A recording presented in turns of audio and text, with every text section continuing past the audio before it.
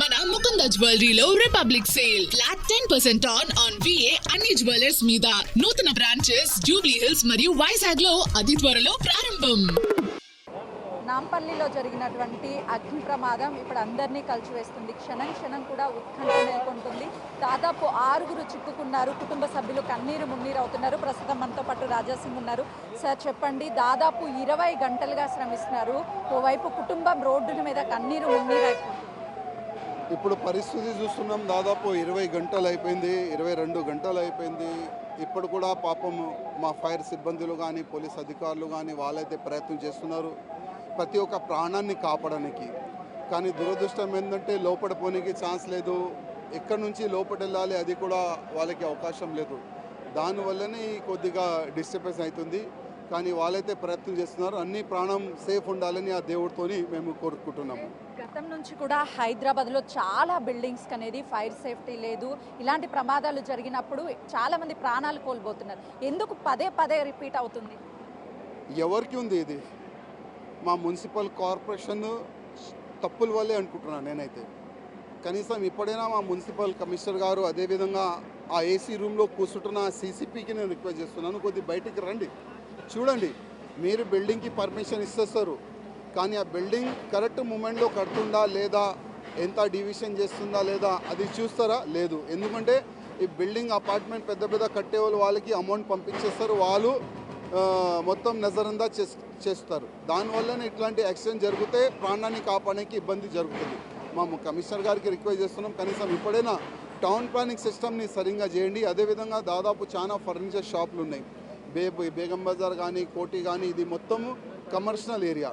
కనీసం ఇప్పుడైనా అందరికీ మీరు మాట్లాడి ఒక మీటింగ్ పెట్టి ఫైర్ సేఫ్టీ గురించి మీరు ప్లాన్ చేస్తే బాగుంటుంది. ఎన్నో సమస్యల గురించి మీరు ఫైట్ చేశారు. హైదరాబాద్లో ఉన్నవి ఒక గోషామహల్ కాకుండా ఎన్నో వాటి మీద. సో ఇప్పుడు ఇక్కడ ఇలా 4 అంతస్తుల భవనంలో ఈ విధంగా జరిగింది. కుటుంబాన్ని అసలు ఎవరు ఓదార్చలేకపోతున్నాము. లోపల కండిషన్ ఏ విధంగా ఉండుంటుంది? వాళ్ళ కుటుంబానికి ఏం చెప్తారు? ఇప్పుడు ఆ కుటుంబంకి ఆ దేవుడే బలం ఇవ్వాలి. ఎందుకంటే ఇట్లాంటి మూమెంట్లో ఆ ఫ్యామిలీ మెంబర్స్ అయితే ఏం చెప్పలేని అట్లాంటి పరిస్థితులు ఉన్నారు. నిన్నటి నుంచి పాపం వాళ్ళు ఏడుస్తున్నారు. కానీ మా పోలీస్ అధికారులు, ఫైర్ అధికారులు అందరూ కూడా ప్రతి ఒక్క ప్రాణాన్ని కాపాడడానికి వాళ్ళు ప్రయత్నం. ఇప్పుడు కూడా చూడండి, 22 అవర్స్ అయిపోయింది, ఇప్పుడు కూడా పొగ ఏ విధంగా వస్తుంది మీరు చూడొచ్చు.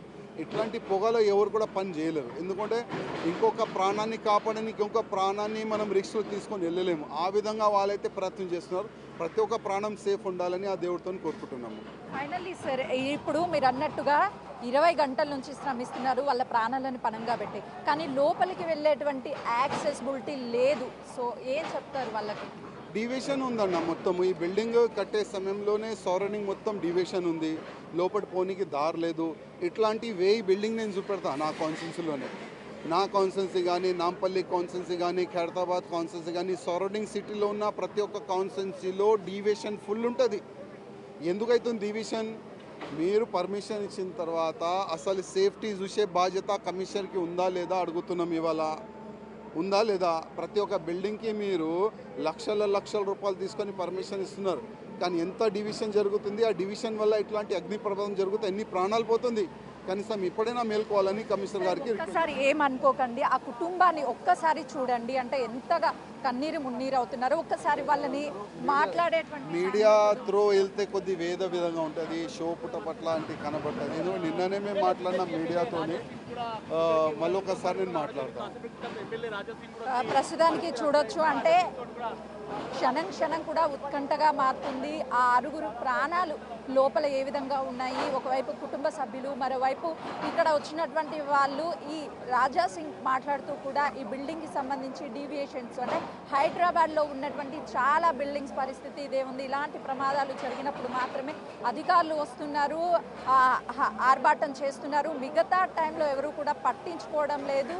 వీళ్ళని కాపాడే ప్రయత్నంలో అధికారులు తమ ప్రాణాలని బలంగా పెడుతున్నారు. కానీ వాళ్ళు క్షేమంగా బయటికి రావాలని నేను కోరుకుంటున్నారు. అధికారులు ఇప్పటికైనా సరే ఇలాంటి బిల్డింగ్స్ మీద చర్యలు తీసుకోవాలి, ఇలాంటి వ్యక్తుల మీద చర్యలు తీసుకోవాలి అని చెప్పేసి రాజాసింగ్ డిమాండ్ చేస్తున్నాడు. కెమెరామెన్ నరసింహతో సుజాత, నాంపల్లి.